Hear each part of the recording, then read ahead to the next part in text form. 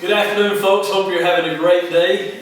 Jerry and I are getting together to film another video together, and here in the garage again, and Your cold garage. in Dell's garage, not Jerry's garage, on a cold Thursday afternoon. But it's Not like sunny the last outside. time it was cold. No. And so since it's not a storm coming up and there's no snow coming that we know of or anything, why are we filming on a Thursday for our video? Well, we're filming this because this coming Sunday's a special event that's going on, I guess. Worship. Worship time, you better believe it. But there's also another, it's nationwide, it's become a national holiday, so to speak. It really has. Super Bowl Sunday. If you haven't listened to the hype about the Super Bowl right now and the stuff that's going on with it, then people are missing out. I mean, Yeah, your head's in the sand if you hadn't heard a little bit about it, whether you like it or not, it's That's out right. there. So since this is about the Super Bowl, give me just a second. Okay, Okay, all right. That's what we're talking about, right? Okay, I don't know where he's going right now. He's got some plan or some sort of activity. As far as I know, he may be out. I don't know.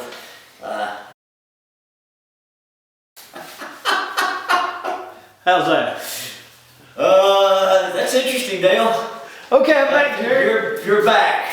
So if we're going to talk about football, I figured I'd just get my football jersey on here. It still does Where did you? kind of fit.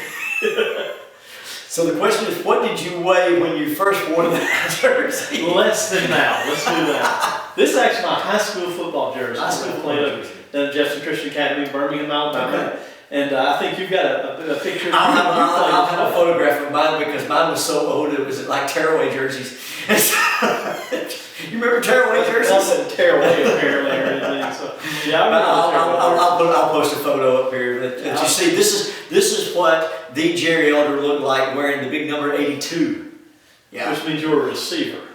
I was a running back. I was a receiver. You know what I played? They gave me the ball and they said run. And you know what I did? Ran. You better believe it. There's no way. No. Big boys chasing small man. Don't work well. Yeah. But fast little man compared to big boy, score many points. Okay.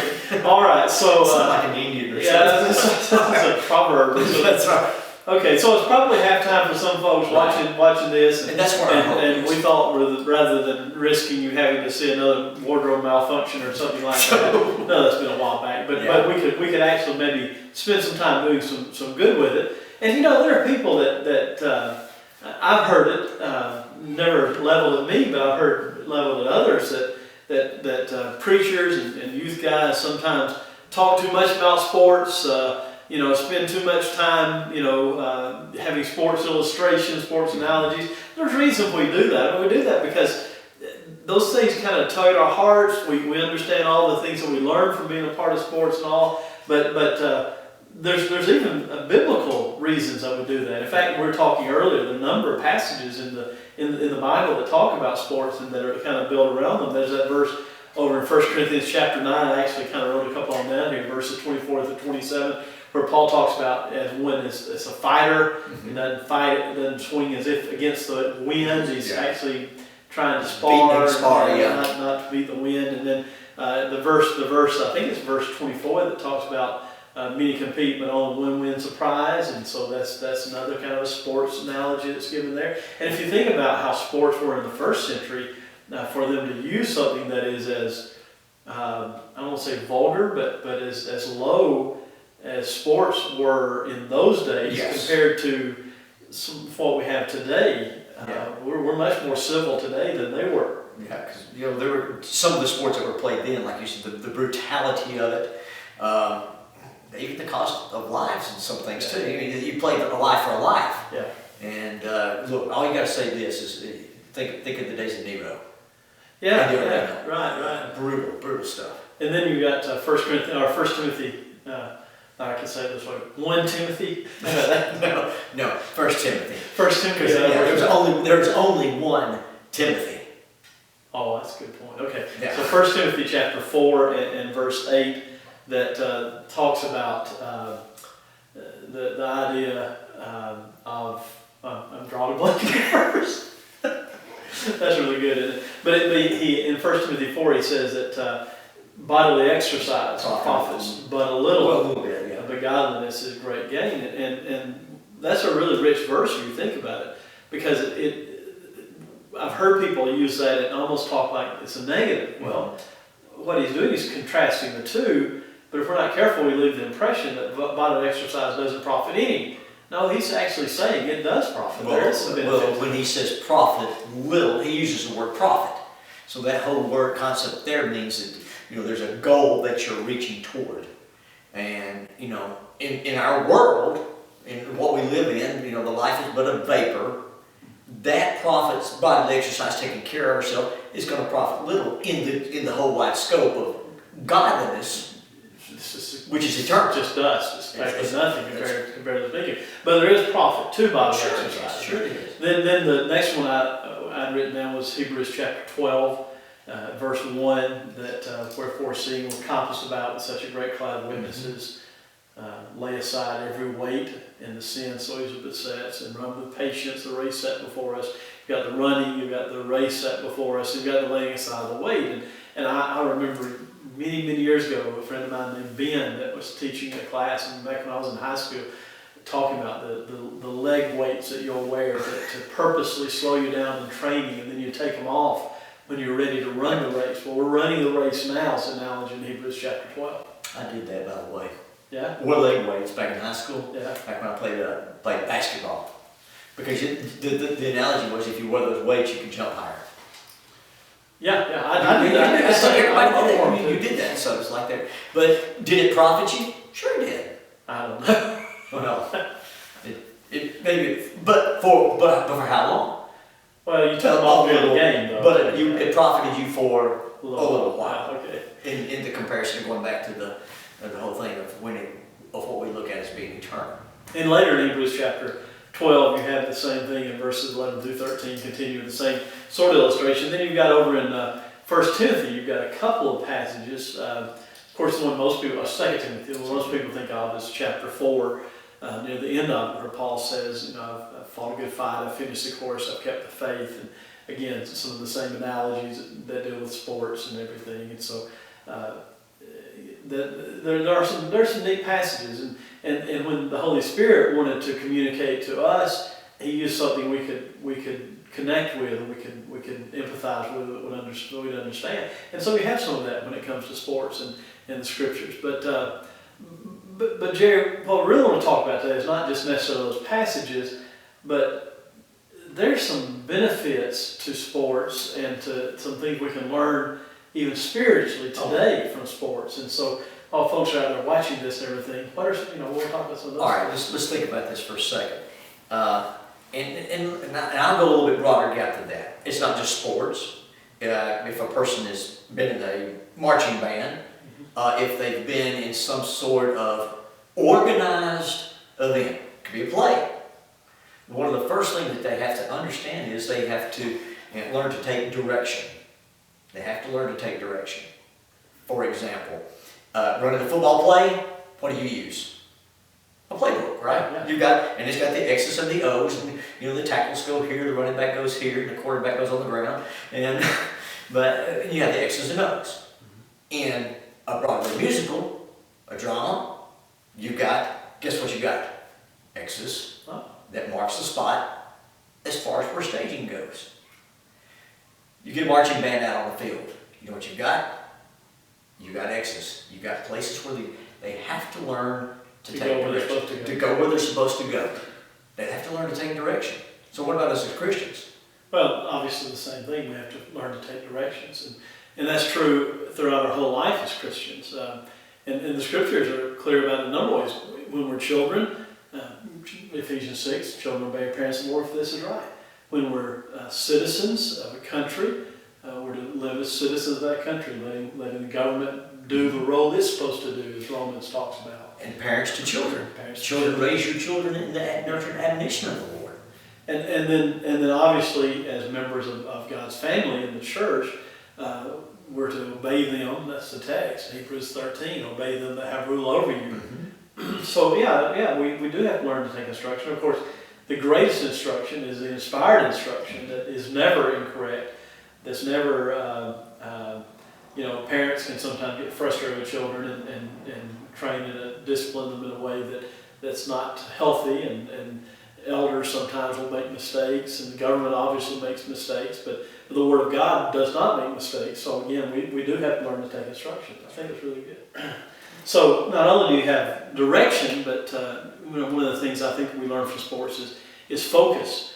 As you watch the game, you've got Newton out there, you've got Manning out there, if one of them hadn't been hurt in the first half, and you've got two teams out there, two teams of 11 people, when you count offense and defense, 22 people. There's support people, and there's coaches, and there's all sorts of people involved, and there's hundreds of people involved. Yeah, literally. For each play, and when a team wins, you'll hear them say oftentimes, well, we were focused as a team. We had our focus in the right place, and we came together. And so I think there's some lessons that even for the Christian, when it comes to, if we're going to win in life, which is to win the next life, then we have to have the same sort of focus. It goes back to the passage in 1 Timothy 4, 2 Timothy 4, where so I fought a good fight, I've kept faith. Henceforth is laid up for me, so that the crown of righteousness. So there, you've got the goal that's set before you right there, and that had to be tremendous focus. I've fought the fight. I've stayed on course. I've looked at it. I've kept my focus on what the goal is, and I've reached that goal. So. Nothing steered him away. But you think about the things that could have steered him away. Oh, yeah. He had the direction. Paul had the direction that was there, okay? But you look at the things that could have steered him away. Numerous shipwrecks. He even talks about it. Yeah, he closes one of those sections and talking about it. He said, nonetheless, none of these things moved me. So he kept his focus on Christ, on the cross, and on the goal of living like Christ. So I think there's a tremendous lessons that we as Christians learn from focus in our life. And I think too that he shows us it's not impossible. Mm-hmm. It's possible. So many times I hear young people, and I hear adults too, saying, there's no way I can make this work. I just keep failing, I know the plan, I know the direction I need to take. How many times have you heard this? Brother, I know what I need to do. I know what I need to do. I know what I need to do. You don't have to preach. You know what? Do it. Mm-hmm. And, focus in on what you're supposed to be doing and do it. And as you said, there are, just as, on the football field, there are plenty of distractions. In the Christian life, there are plenty of distractions, things that will keep us from that goal. And you're right. The bottom line is, all right, am I going to let those things be a distraction, or am I going to keep my focus where it needs to be? So I want to talk about one more thing. Okay. You watch these guys out there, and there's been a lot of debate about Cam Newton and everything. I'll be honest about it. I'm a huge Alabama fan. Everybody knows that. But I like to watch him play. He seems to be having a good time out there. And I don't know how he's done in the first half, obviously, but he seems to be having a fun time out there. He seems to enjoy himself, give balls to kids and everything. Yeah. I haven't seen him do anything vulgar. I'm not saying he's a good guy. I don't know if he's a good guy. He did that. I'm not going there. No doubt. But he seems to be having a good time out there, and I like that. He's playing a game out there.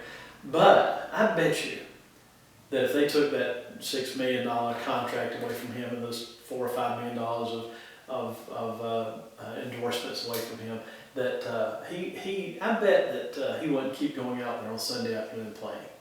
I was watching interviews with Peyton Manning this week, and he revealed, I think it was on Thursday, maybe Wednesday, he revealed that after he retires, the doctors have already told him he's going to have at some point hip replacement surgery. But he's still going out on the field, knowing that. Right. You think if they weren't paying him, he would still got on the field knowing he's going to... No, he's doing it. Would you? No. Well, no. But if they paid me $1 million to go out there today, yeah, I'd go play a game of football for $1 million. Okay, they're gonna beat me up. They're gonna run over me. Right? For $1 million, I'd play today. Now I wouldn't sell my soul for $1 million, but I'd play a game of football for $1 million. Okay, but they're professionals. Those guys out there are professionals. You look at what they've done. Their life evolves around their game. Yes, it's their job, but even in their job, they take direction. If they don't stay focused, they lose. hence the Titans. I'm just saying, you know, and I'm not a big pro football person. I like college football, and so I could use another college team that was bad too, but Yeah. I won't do that. I don't want to hurt people's feelings. No, professionals. Let's go back to that. Okay. So, yeah. But what I think about it is they do it because they're paid for it. They're paid to do it. And there's an interesting word. It's the word amateurs. You know the difference between amateur and professional. An amateur is not paid. The word amateur is a neat little word, and the meaning of it, you can actually look it up, Google it now if you want to. I mean, the meaning of the word amateur is for the love of it. And someone that's an amateur is doing what they do purely for the love of it. And I heard my dad talk about this one time. We're to be amateurs for Christ. We do what we do in His service for the love of it. Not because somebody's paying us, not because of some obligation we have. We do it because of the love we have for Christ. We love being His people. We love the blessings that He's given us. And so for the love of it. That's how we need to live our lives. What is it? Paul says we've been made more than conquerors. Yeah. When you think about it, Well, look at the last verse. Through Him who loved us. through Him who loved us, and so it's a shared love. It's Christian life is an enjoyment. Mm-hmm. I mean, I know it can be tough.